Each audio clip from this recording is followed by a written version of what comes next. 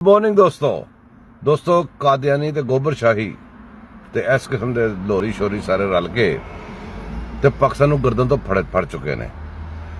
ਇਸ ਟਾਈਮ ਪਾਕਿਸਤਾਨ ਦੀ ਸਿਚੁਏਸ਼ਨ ਕੀ ਹੈ, ਸੂਰਤ ਹਾਲ ਕੀ ਹੈ, ਜ਼ਰਾ ਗੌਰ ਫਰਮਾਓ।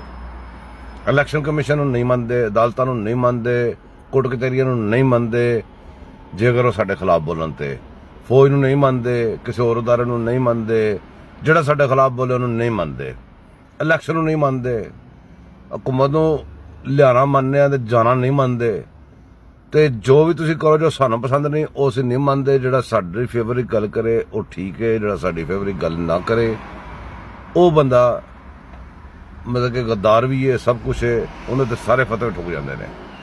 ਤੇ ਸਭ ਤੋਂ ਵੱਡੀ ਜਿਹੜੀ ਦੁੱਖ ਵਾਲੀ ਗੱਲ ਹੈ ਕਿ ਉਹ ਬੰਦੇ ਜਿਹੜੇ ਖੁਦ ਜਨਮੀ ਨੇ ਉਹ ਜੰਨਤ ਦੀ ਗਰੰਟੀ ਦੇ ਰਹੇ ਨੇ ਕਿ ਸਾਨੂੰ ਵੋਟ ਦਿਓ ਤੁਸੀਂ ਜੰਨਤ ਜਾਓਗੇ।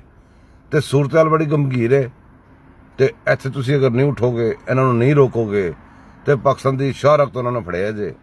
ਇਹਨਾਂ ਕੋਲੋਂ ਸ਼ਾਹਰਖ ਛੁਡਾਓ ਤੇ ਇਹਨਾਂ ਨੂੰ ਨੇਸਤਾਂ ਨਬੂਦ ਕਰੋ, ਸਾਰੇ ਬਾਹਰ ਨਿਕਲੋ। ਅੱਜ ਇਲੈਕਸ਼ਨ ਹੈ, ਸਾਰੇ ਇਹਨਾਂ ਦੇ ਖਿਲਾਫ ਵੋਟ ਪਾਓ।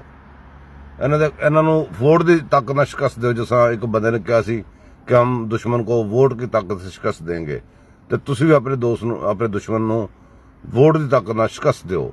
ਬਾਹਰ ਨਿਕਲੋ ਤੇ ਇਹਨਾਂ ਦਾ ਰਸਤਾ ਰੋਕੋ।